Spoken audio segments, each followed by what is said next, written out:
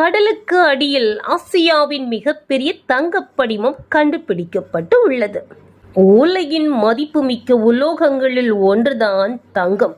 மின்னல் வேகத்தில் இதன் விலை ஏறினாலும் மக்களிடம் இதற்கான மவுசு குறையவே இல்லை.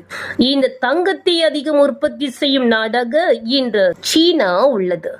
இந்த நிலையில் மேலும் பல தங்கப் படிமங்களை கண்டுபிடிக்க சீனா ஆர்வம் காட்டி வருகிறது. அதன்படி தற்போது ஷாண்டாங் மாகாணம் லைஜோ நகரின் கடலுக்கு அடியில் ஆசியாவின் மிகப்பெரிய தங்கப் படிமத்தை சீனா கண்டறிந்து உள்ளது. இதன் மொத்த தங்க இருப்பு சுமார் 39 லட்சம் கிலோ என மதிப்பிட்டு உள்ளது. இது அந்த நாட்டின் மொத்த கையிருப்பில் 26% ஆகுமாம். எனவே லைஜோ பகுதியானது சீனாவின் தங்க இருப்பு மற்றும் உற்பத்தியில் முதலிடத்தை பிடித்துள்ளது. நன்றி.